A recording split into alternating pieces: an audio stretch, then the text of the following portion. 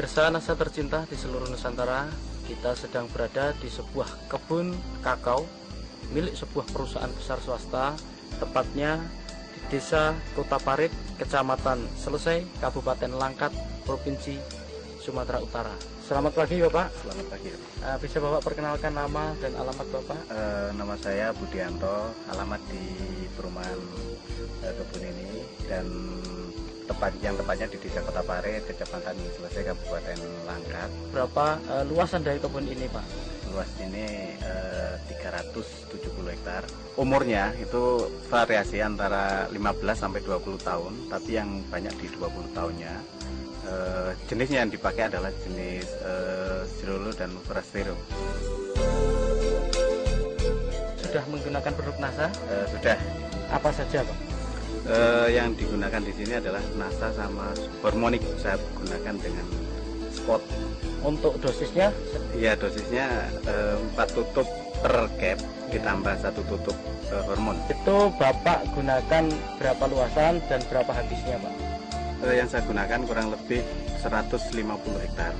Nah, itu menggunakan 200 pasang per bulan. Kemudian untuk luasan 370 hektar ini sudah menggunakan produk NASA, itu berapa blok Pak? Saya coba sudah kurang lebih 60% dari luasan itu sudah menggunakan produk NASA. Tapi saya aplikasikan mulai bulan Januari tahun 2005. Untuk intervalnya Pak, interval pemupukan NASA yang Bapak lakukan untuk kebun ini, itu bagaimana Pak? Ya, jadi kita sesuaikan dengan tren produksi yang ada di Sumatera Utara. Itu tren produksi pada bulan Agustus sampai dengan bulan Maret, sehingga saya gunakan pas musim bunga di bulan Februari sama Maret untuk merangsang bunga di situ, dan aplikasi kedua nanti di bulan September Oktober ini untuk semester 1 tahun depannya. Selain pupuk dari NASA, Bapak masih juga menggunakan pupuk kimianya Pak ya? Masih. Biasanya itu dalam 1 tahun itu Bapak menggunakan untuk per pokok berapa Pak? Itu sesuai dengan rekomendasi. Kita memang melakukan rekomendasi tiap 2 tahun sekali. Jadi untuk urea itu 600 gram yang diaplikasikan 2 kali. SP sama KCL masing-masing 100 gram juga diaplikasikan setahun 2 kali. Kemudian kalau dilihat Pak ya, tanaman di sini jarak tanamnya berapa ini Pak? Ini memang bekas tanaman karet yang ditanamin di bawahnya dengan cara nanam biji atau yang dikenal dengan seed and stick. Jadi jaraknya itu variasi, ada yang 1-2, ada yang 2-4.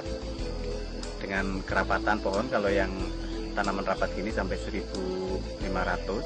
Tapi yang untuk ukuran 24 sekarang rata-rata populasi tinggal kurang lebih 800 pohon per hektar.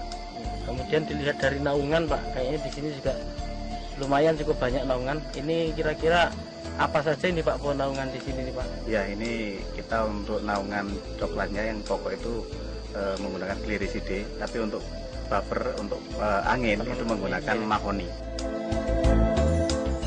Nah, untuk kebun ini Pak, secara budidaya juga dilakukan pemangkasan Pak ya? Oh iya, itu memang wajib. Nah, kira-kira itu bulan apa Pak itu kalau dilakukan pemangkasan itu Pak? Ya, sama sesuai dengan tren produksi, yaitu untuk merangsang bunga yang di bulan Maret, April, Mei itu kita harus pangkas di bulan 2, dan untuk pembungaan di bulan 9 atau 10 itu kita harus pangkas mulai bulan 8 sama 9. Untuk teorinya pangkas Pak? Pada prinsipnya yang penting di situ adalah penyinaran bisa masuk, sehingga cabang-cabang kayak cabang air, cabang kering, dan cabang yang kena penyakit itu harus dipotong. Dan yang penting lagi adalah tanaman yang udah tinggi itu harus ditoping. Setelah Bapak menggunakan produk dari NASA ini Pak, apa yang Bapak rasakan atau yang Bapak lihat perkembangan dari tanaman atau kebun coklat Bapak ini Pak?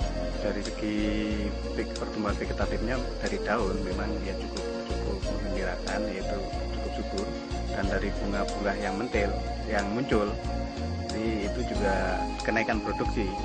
Dari tahun sebelumnya itu ada kenaikan kurang lebih 20%. 20% ya Pak kenaikannya ya, iya, dari tahun lalu.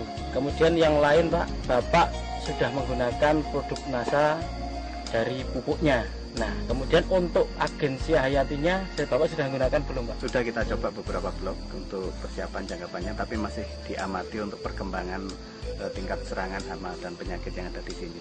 Jadi belum bisa Bapak sampaikan di sini ya? Belum. Ya. Pakai apa Pak ininya? Untuk perkembangan Phytophthora jamur itu menggunakan Clio, dan untuk hama saya coba dengan menggunakan Prestona yang saya campur dengan Aero. Pada buahnya itu ada perubahan secara kualitas atau tidak, Pak? Secara kualitas memang ada ya, terutama untuk yang kena serang hama penyakit itu sekarang menunjukkan tanda-tanda ada penurunan, dan biasanya mecah itu kulit buah itu keras, ini agak mudah. Dan yang menggembirakan lagi itu dari rendemen itu ada kenaikan, itu biasanya itu 33 sampai dengan 35, ini bisa ke 37-38%. Pemirsa Nasa, di sini Bapak Budianto selaku manajer di sebuah kebun kakao ini, beliau juga sebagai manajer di processing atau di pabrik dari pengolahan kakao. Bagaimana prosesnya kemudian sampai akhir, termasuk dalam fermentasi dan rendemennya, Pak? Setelah buah dipanen dari lapangan itu siang hari atau sore hari tergantung dari siapnya panen, itu diangkut ke pabrik. Nah di sana buah kakao tadi langsung ditimbang berapa bobotnya dan langsung dimasukkan ke dalam kotak fermentasi. Di dalam kotak fermentasi kita fermentasi kurang lebih 4-5 hari dan dilakukan pembalikan sekali pada hari kedua, dan setelah itu dilakukan penyemuran dengan matahari itu kurang lebih 8-10 hari tergantung daripada cuaca.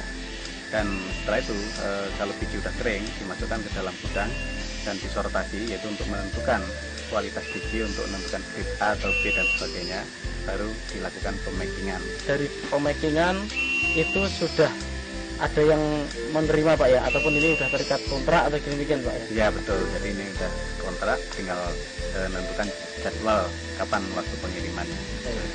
Ya, dalam sortasi, Pak, ya, kualitas dari biji kakao ini, Bapak bisa jelaskan kualitas ABC-nya? Jadi untuk grade A itu yaitu di bawah 100 biji per 100 gram, 100 sampai dengan 110 itu masuk grade B, dan di atas 110 sampai ke atas itu masuk grade C, dan di atas 120 itu masuk grade C. Dari sini kami ingin Bapak menyampaikan pesan dan kesan untuk pemirsa Nasa di seluruh Nusantara. Jadi harapan saya untuk masyarakat di Indonesia tidak usah ragu lagi untuk menggunakan produk Nasa, karena sudah terbukti saya sendiri untuk di perkebunan ini dengan menggunakan produk Nasa ada optimalisasi produksi yang tadinya itu turun seiring dengan umur. Dengan menggunakan Nasa bisa optimal lagi sesuai dengan standar, sehingga ya termasuk di kebun kami ada kenaikan kurang lebih 20%. Demikianlah pemirsa Nasa tercinta di seluruh Nusantara, dengan penggunaan produk Nasa ternyata hasil dari kebun kakao milik perusahaan swasta ini berhasil meningkat dengan cukup luar biasa, yaitu peningkatan 20% dibandingkan sebelum menggunakan produk Nasa, dan secara kualitas baik itu rendemen maupun grade-nya pun dapat ditingkatkan, sehingga penggunaan produk Nasa ini mampu meningkatkan harga jual dari kakao. Demikian tim liputan Nasa dari Sumatera Utara, reporter Syahria Reza dan kameramen Adi Nugroho melaporkan. Salam Nasa.